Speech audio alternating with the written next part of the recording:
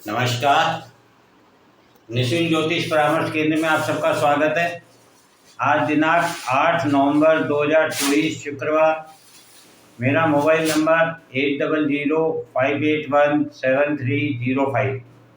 आप लोगों में से किसी की कोई भी समस्या हो तो आप व्हाट्सएप पर अपनी समस्या, अपना नाम, अपना जन्म स्थान, जन्म समय, जन्म दिनांक लिखकर भेज सकते हैं। समय मिलने पर, आपका नंबर आने पर आपको जवाब दे दिया जाएगा। आप लोगों से एक और निवेदन है कि यदि कोई भी व्यक्ति किसी से भी आप जीवन में किसी भी प्रकार की राय लेते हैं, सलाह लेते हैं, तो आप ये मानिए कि आप उनमें एक उस अपने पर्टिकुलर प्रश्न के लिए उन्हें गुरु मान रहे हैं।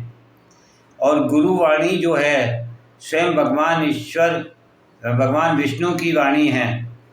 इसलिए यदि आप किसी पर विश्वास कर सकते हैं तभी आप उस व्यक्ति से राय लीजिए, उससे अपनी समस्या का समाधान जानिए और निश्चित मानिए यदि आप उसकी पालना करेंगे तो वह व्यक्ति आपका कितना भी बड़ा शत्रु क्यों ना हो, वह आपका कितना भी बुरा क्यों ना चाहता हो, लेकिन उसकी वाणी से जो भी शब्द निकलेंगे वह आपके लिए संजीवनी बूटी के अनुसार कार्य करेंगे और आपके लिए फलदायी होंगे। क्योंकि उस व्यक्ति के जो भी कर्म होंगे वह उसके काम आएंगे और आपका जो विश्वास है वह आपके काम आएगा।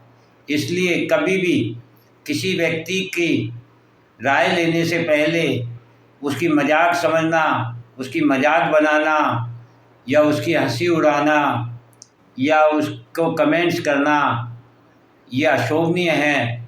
यह आपके प्रारब्ध से जुड़ता है और इस कर्म के फल भी आप ही को भोगने होते हैं। इसलिए मेरा आपसे निवेदन है, जिस तेज़ी से समय बदल रहा है, जिस तेज़ी से ब्रह्मांड अपने आप को बदल रहा है, ग्रह जो हमको समझाना चाहते हैं वह यही कहना चाहते हैं, अपनी सोच को बदलिए, अपने विचारों को बदलिए। इसी को युग परिवर्तन कहते हैं। इसलिए आप लोगों से मेरा निवेदन है, किसी पर विश्वास करें, उसी से राय लें और उस राय को अपने श्रोव माथे में रखें और उस पर अमल करें। आप देखिए चमत्कार, आपके काम होंगे और आप सफलता प्राप्त करेंगे।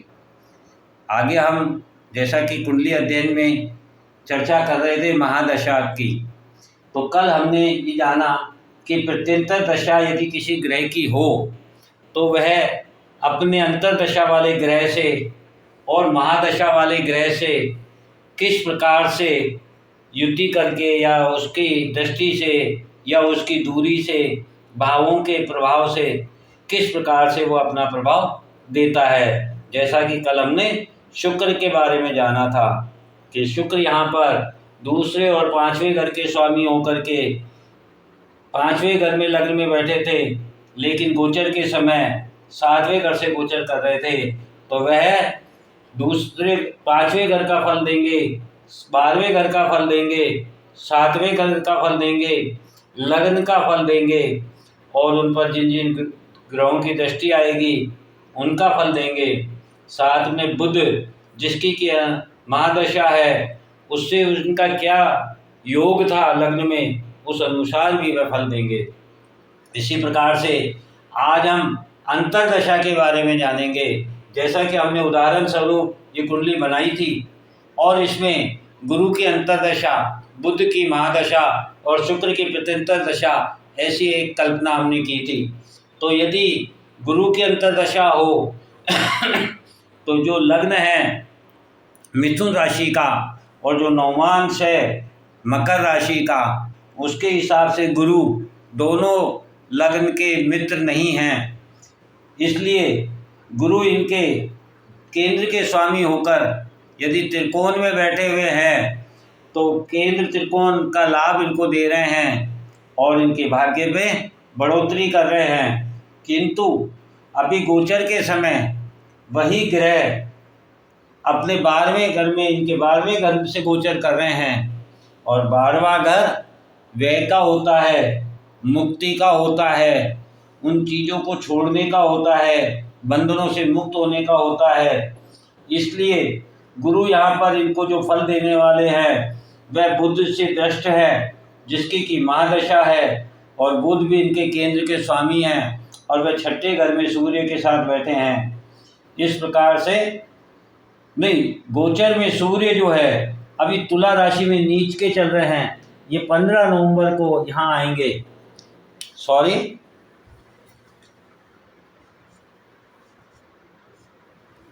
तो बुध जो हैं वह छठे घर में बैठे हैं, शत्रु राशि में बैठे हैं, और उस राशि का स्वामी मंगल जो है वह गोचर में अभी नीच के हो रहे हैं और इनके धन भाव में नीच के हो रहे हैं।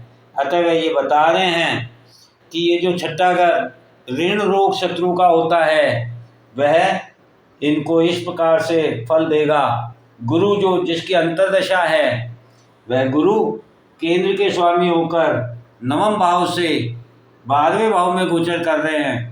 अतः वह बता रहे हैं कि जो आपने अभी तक धर्म किया है, जो आपने अभी तक कर्म किया है, उस कर्म को अब फैलाने की, विस्तार देने का समय है। आप अपने ज्ञान को विस्तार दीजिए और अपने ऋण रोग शत्रु से मुक्त होइए, क्योंकि यहाँ के स्वामी मंगल जो नीच के हैं, धन भाव में बैठे हैं, वह कुटुंब से, धन से, वाणी से आपको नुकसान पहुँचाने वाले हैं।